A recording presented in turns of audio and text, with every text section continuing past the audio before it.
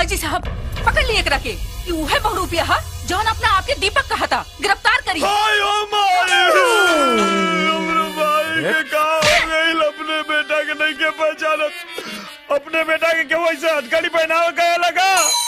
अजी साहब हम सही कहता नहीं, हमरा माई के दिमाग खराब हो गई बा, हमसे दूर रह के। हम दीपक हैं। हाँ हाँ अजी साहब, हम कसम खा के कहा तानी, ये हमार दीपक भैया ही हवन। हाँ।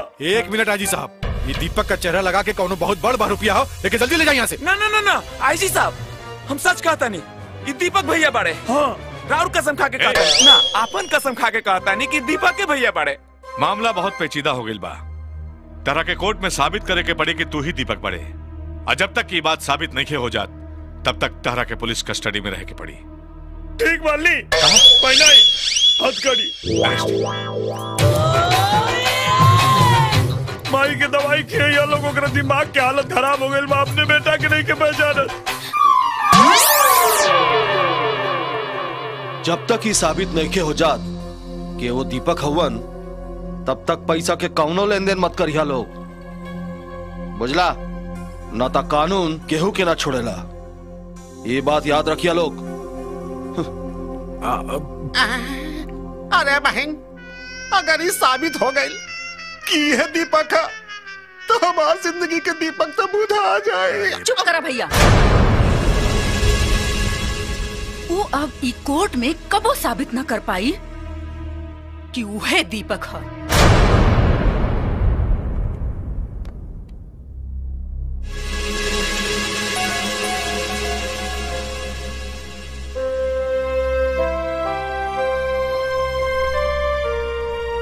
अदालत की कार्रवाई शुरू की जाए। हाँ तो मिस्टर, आपकी माता हेमलता जी का कहना है कि आप उनके बेटे नहीं हैं। जी वो सही कह रही हैं, मैं उनका बेटा नहीं हूं।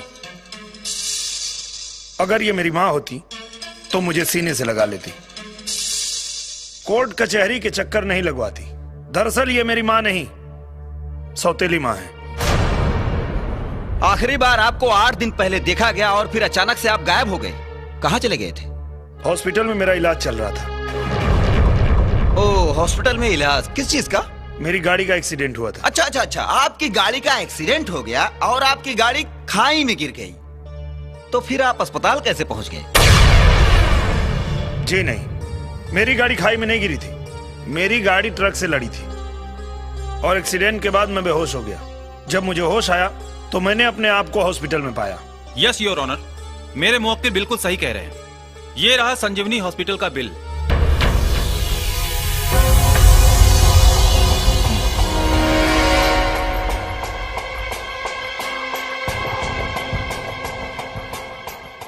योर ऑनर, मैं संजीवनी हॉस्पिटल इंक्वायरी के लिए गया था। उसके हिसाब से मिस्टर दीपक जो कुछ भी कह रहे हैं वो बिल्कुल सच है। हाँ, तो आप होश में आने के बाद आपने सबसे पहले सूचना अपने घर वालों को क्यों नहीं दी? क्योंकि मुझे 3 दिन बाद होश आया और होश में आने के बाद डॉक्टर ने मुझे आराम करने की सलाह दी। 5 दिन के बाद रक्षाबंधन का त्योहार था। मैंने सोचा अपनी बहन सोना को सरप्राइज दूंगा और 8-10 दिन घर से बाहर रहना कोई बहुत बड़ा इशू नहीं है। और जो लोग मेरी मौत की कहानी रच रहे हैं उनको पता होना चाहिए कि मैं सिर्फ 8 दिन बाद घर आया हूं, 8 साल बाद नहीं। ये हस्ताक्षर पहचानते हैं आप? वकील साहब, लगता है आप सठिया गए हैं। Order order. ये कोई भी देख के बता सकता है कि ये दीपक के हस्ताक्षर है। हाँ, ये दीपक के हस्ताक्षर है, आपके नहीं। लगता है आज भांग खा के आए हैं। जब दीपक मैं हूं तो ये हस्ताक्षर भी मेरा ही है। अच्छा, तो क्या आप ठीक ऐसा ही दूसरा हस्ताक्षर कर सकते हैं? ऐसा दूसरा क्यों? ऐसा ही कर देता हूं। कहां करना है बताइए? हाँ,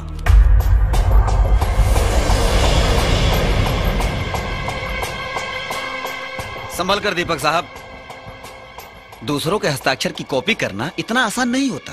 आप मुझे डरा रहे हैं? नहीं नहीं, समझा रहा हूं।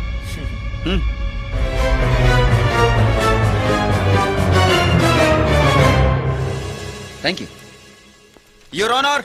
मैं सिग्नेचर एक्सपर्ट से इस आदमी के सिग्नेचर और दीपक यादव के सिग्नेचर का मिलान कराना चाहता हूं ताकि यह साबित हो सके कि ये जो शख्स अपने आप को दीपक यादव कह रहा है, क्या ये दीपक यादव ही है या उसका हमशक्ल?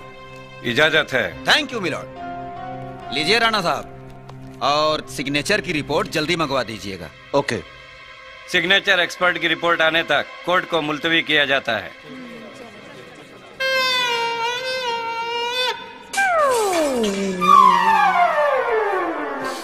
बाप रे बाप, अरे वो तो हमनियों से बड़ा वाला कमीना बुझाता।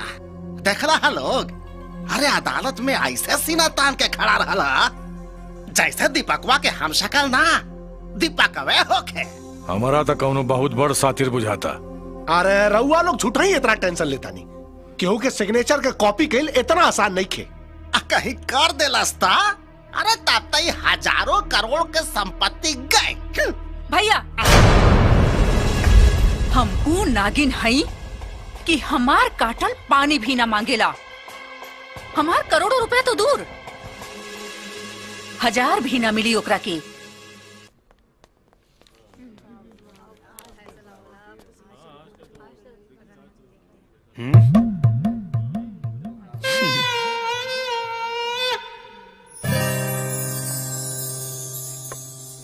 योर ऑनर, सिग्नेचर एक्सपर्ट्स की रिपोर्ट्स के हिसाब से ये दोनों सिग्नेचर एक ही व्यक्ति के हैं, यानी कि मिस्टर दीपक के। ये रही इसकी रिपोर्ट।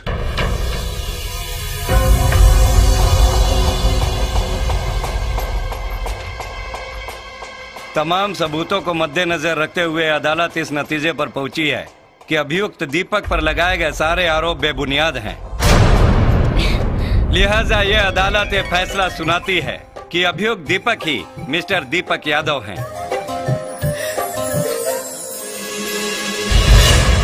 जज साहब, आपके इस फैसले पर मुझे आपत्ति है। आपको जो कुछ भी कहना है विटनेस बॉक्स में आके कहिए।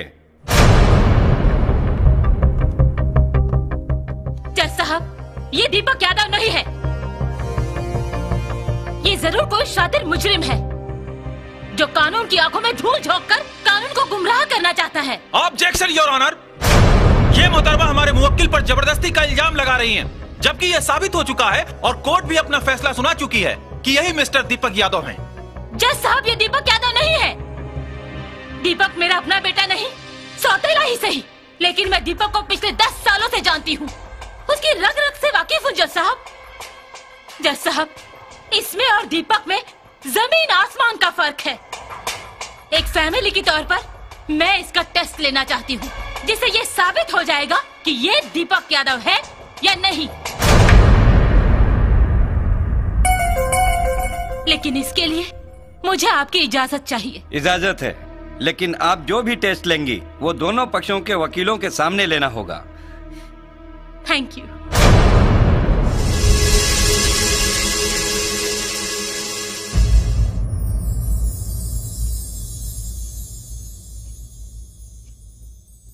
ये सब केकर फोटो हो? ये सब दीपक के दादा परदादा गुरु कुलगुरु और पुरोहित जी के फोटो हा। दीपक साहब के पहचाना तारे, वो आवा तारे और अपना परदादा के फोटो पर हार चढ़ाई हैं। तब बस दूध के दूध और पानी के पानी हो जाई। एमा से उनके परदादा के हो? बाएं से तीसर फोटो जेकर आगे पियर फूल रखल है।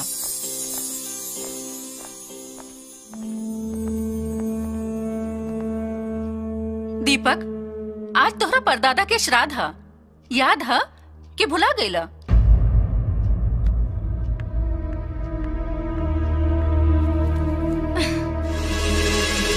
ल चढ़ा दो अपना परदादा के फोटो पर। ल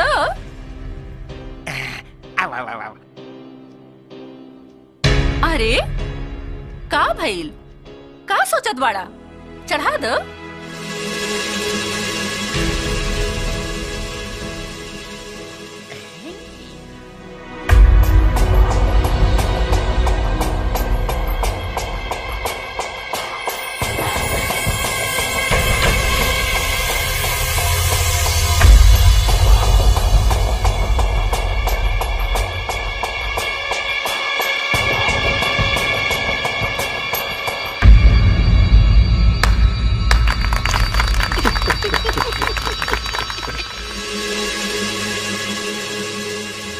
देख लेनी वकील साहब, हो गए रउआ सामने दूध का दूध और पानी के पानी।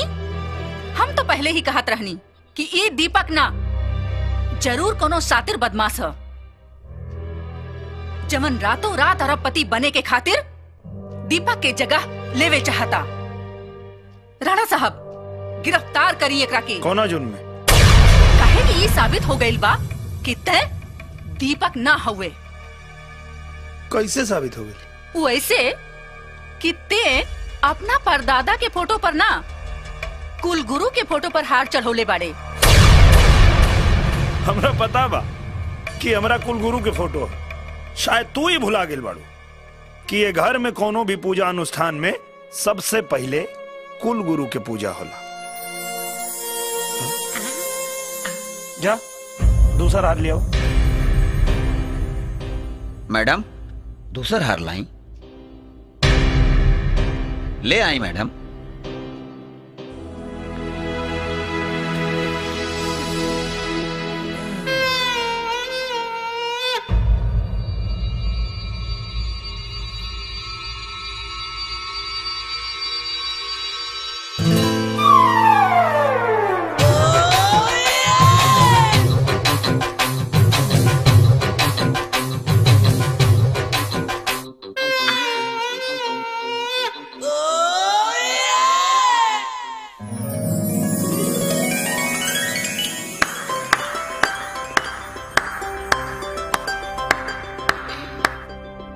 यह है ना हमरा परदादा के फोटो।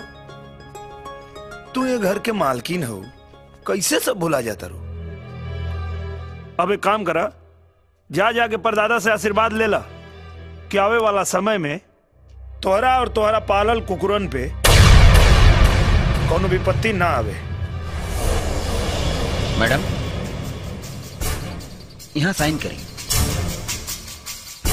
हाँ, एमा लिखल बा कि हम हेमलता यादव ये घोषणा करतानी कि अभियुक्त के सारा टेस्ट लेहला के बाद ये साबित हो गइल बा कि इहे दीपक यादव हम। ली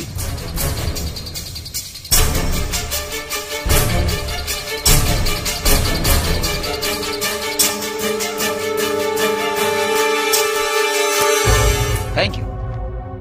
आइए। हो गई तसल्ली।